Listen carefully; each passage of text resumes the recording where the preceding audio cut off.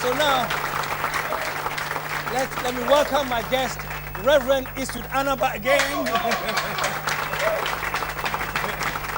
Reverend, welcome. Thank you, sir.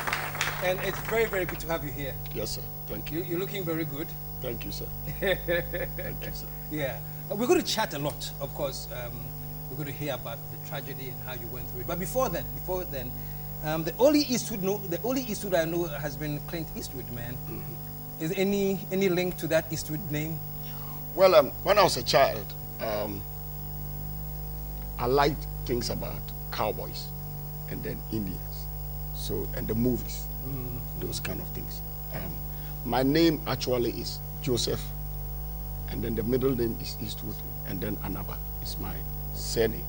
So it was the Joseph and the Anaba. But with time, when I was a little boy, I don't know as young as what, maybe 10, 11, thereabout, in school, I started playing around with putting Eastwood there as the middle name. And then by the time I got into elementary school, Eastwood and then into secondary school, the Joseph was disappearing and the Eastwood became more prominent. So the Eastwood ended up becoming the name. The name. But in my passport, it's actually Joseph Eastwood Anaba. Okay. But you like Clint Eastwood?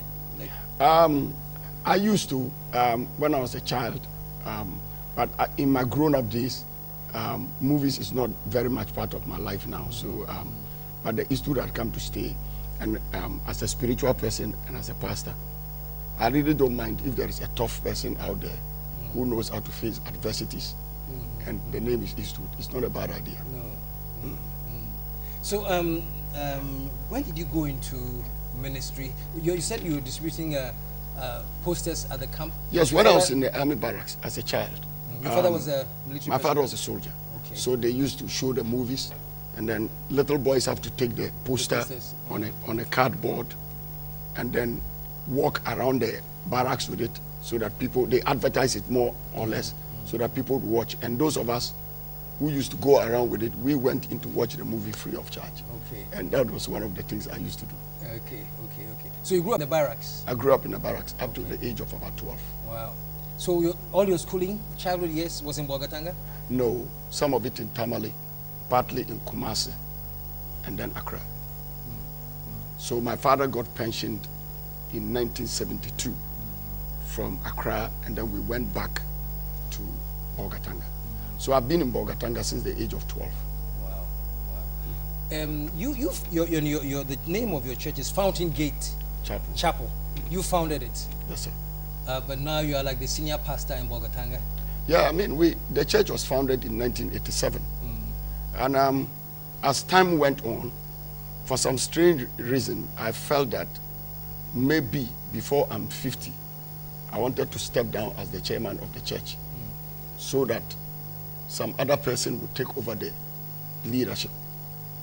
In that way, I'll be able to see how the church goes on in my absence, because whether we like it or not, the founder of an organization, you are not going to live forever.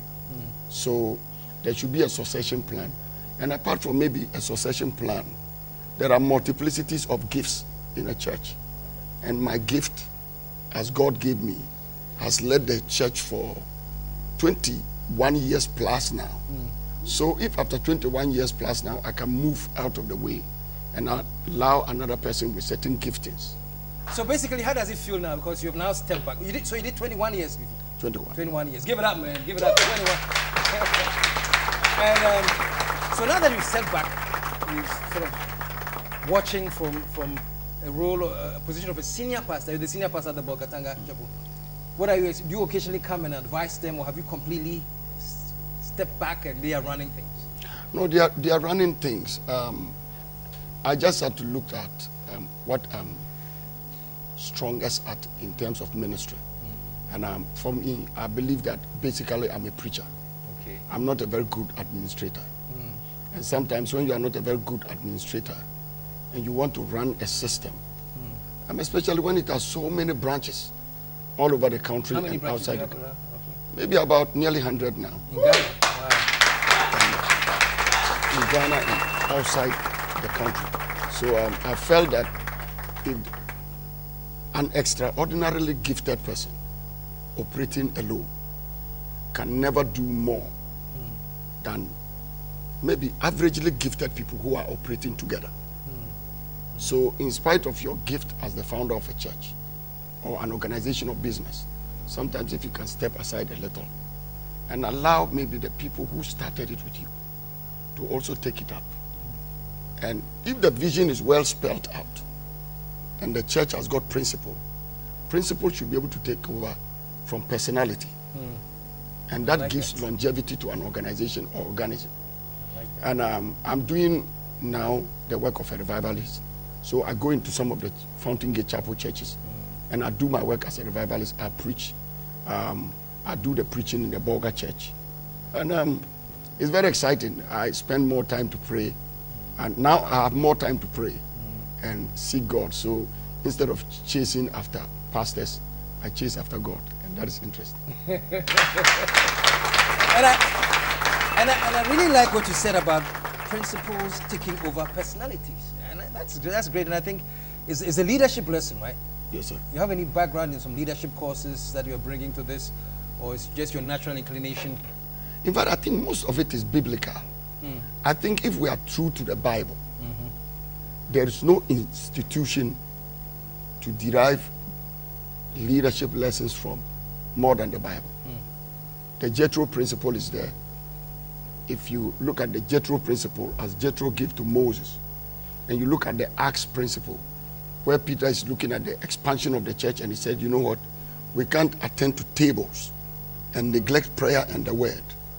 I believe that most preachers should be doing more praying and the word, and let administrators do administration. All right. Give it up, man. Give it up. We are talking to Reverend Eastwood Anaba, a very, very inspiring person, published a lot of books, and we'll be talking about some of that later. But we're going to take a commercial break. When we come back, the tragedy that we all heard about, I think in the beginning I gave the wrong date. I said it happened on May 10th. That's his birthday, and that's not when the tragedy started. It was actually April 12th. But when we get back, we're going to ask him about this. Stick around. We'll be right back.